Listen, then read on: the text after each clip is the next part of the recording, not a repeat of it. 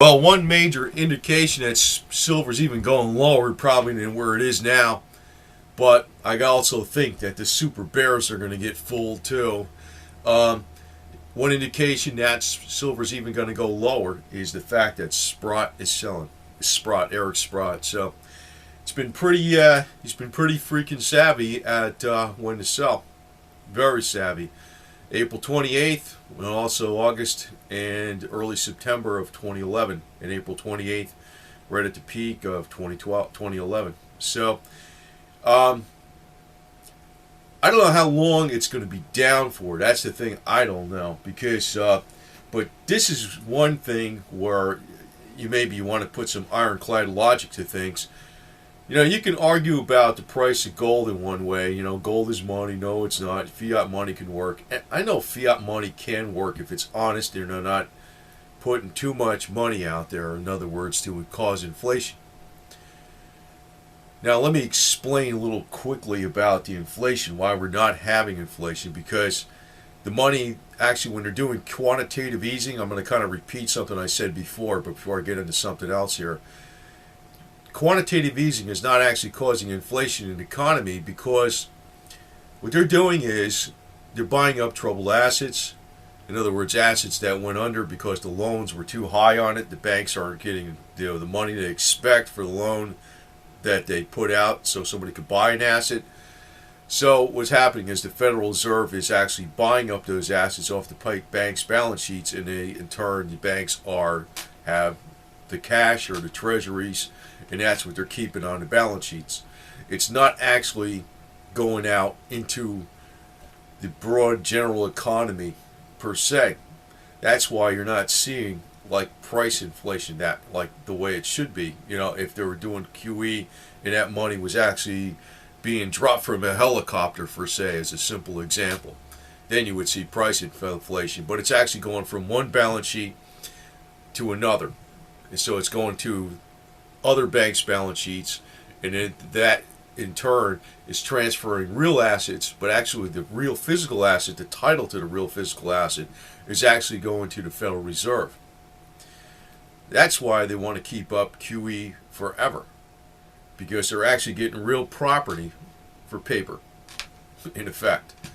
So, now with gold, I know actually you can actually do a fiat money system if it's honest, and it's like, you know, this is money, this is paper, or whatever it is, or it's electronic, and it's pretty much following the economy, but it never stays honest because there's people that control the levers basically will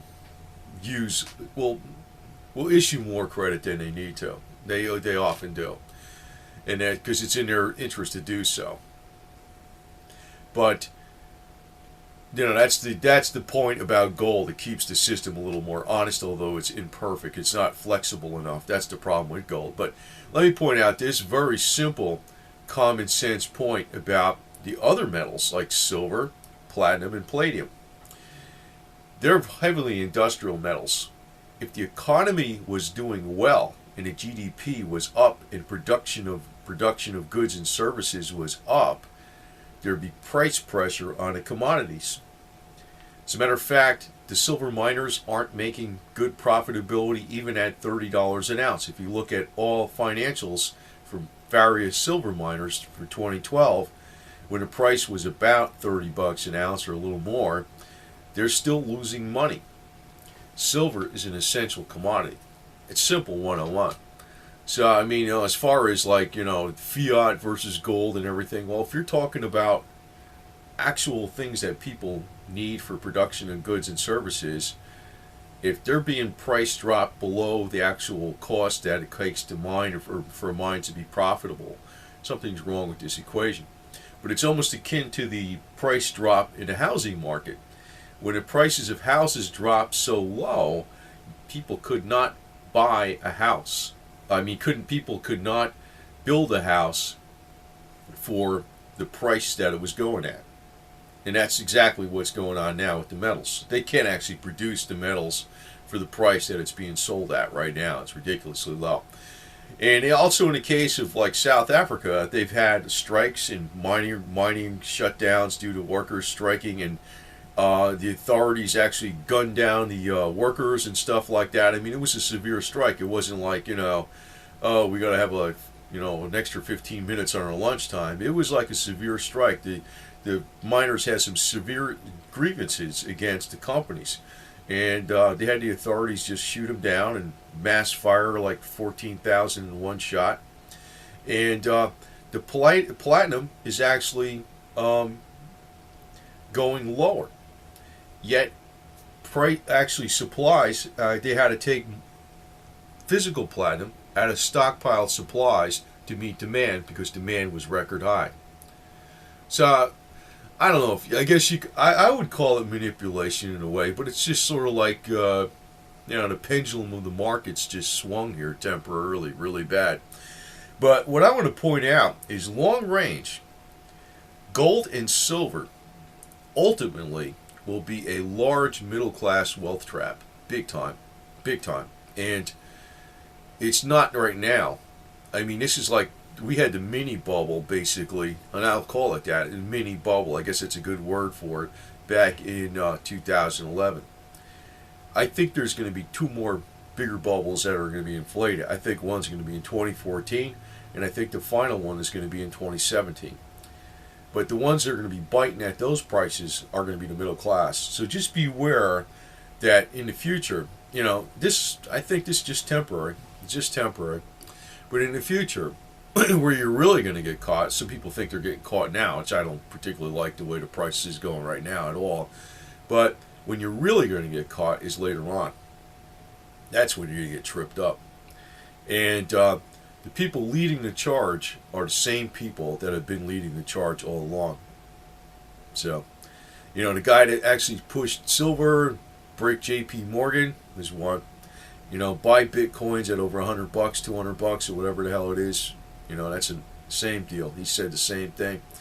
Eventually, when silver does recover really quick, this is probably a good washout because, like, even Mark Farber said he was hoping for a washout, and basically one last hard washout to shake everything loose, and then it can move up and do its thing.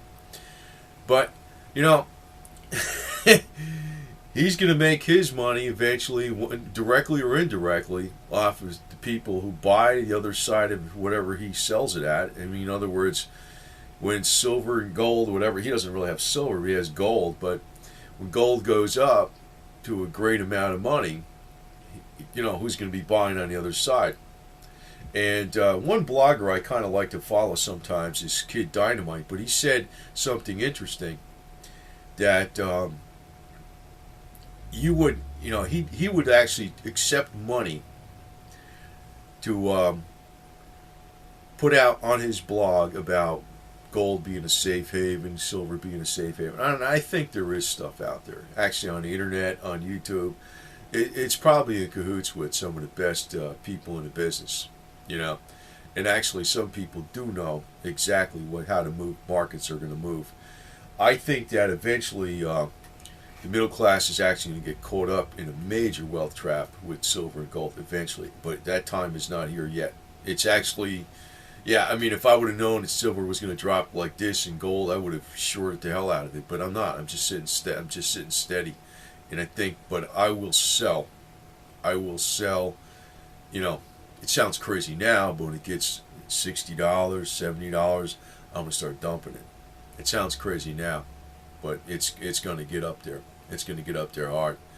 And the thing is, the simple 101 equation is the economy can't be strong if the commodity prices are this low.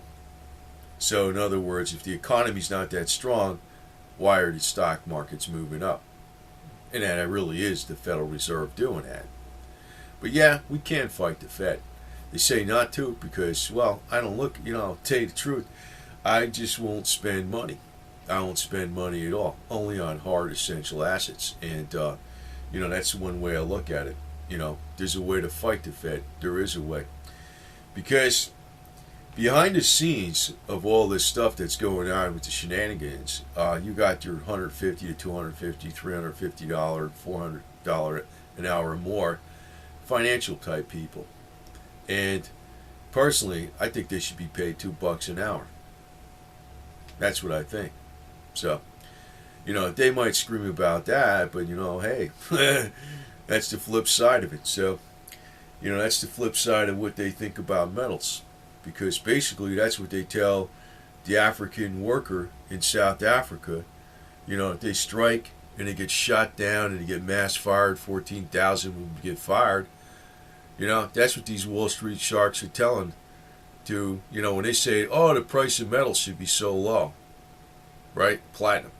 They're telling you that the African worker that's in South Africa that's working his ass off in a mine, maybe he needs to grow his own food and work for free, right? Maybe that's what they're telling him.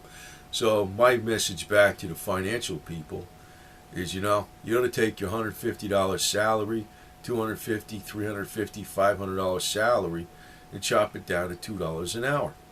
That should be fair.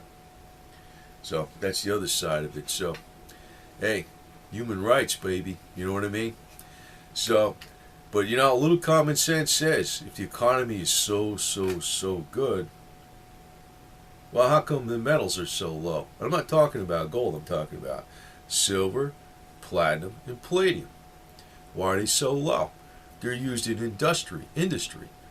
You can't even, the slaves can't produce them fast enough. I mean, the only reason platinum was so low, even now, is because of gulag labor, slave labor in Russia for decades. And also that area doesn't do anything for the environment. It's one of the worst areas going. That's in northern Siberia, Norilsk Mine. So why is platinum so low? Slave labor. So that's the reason, these jackasses in the financial world. Actually, what gets them back is their wives. A bunch of cuckold dorks, man. They freaking slaves to the bitch. Put that on. I'm going to get unpopular on this shit. But anyway, that's exactly what it is, man. These guys are freaking bad news. They're really bad news. They're dorks, man. They could be Christians big time, too. A lot of people... that's another thing. People go, why are you picking on Christians? People shouldn't look at religion. I'll say that. Because, if it was Rabbi Max Kaiser or Rabbi Eric Sprott, man, or Rabbi Lindsey Williams, man, you guys would be like all over these people, saying it was a Jewish conspiracy or some shit. But since they're Christian, oh, bullshit. I don't trust those guys at all, man. I'll take the rabbi over that shit any day, man. God. Rabbi Bernanke, what are you doing to the price of silver? God damn it. Fix it, damn it. We'll buy you a beer. That's all I got to end this with. We'll buy you a beer, Rabbi Bernanke. You're going to fix the price of silver. Get it up to 100 something, 200 something. That'd be good. I mean, just perfect right there.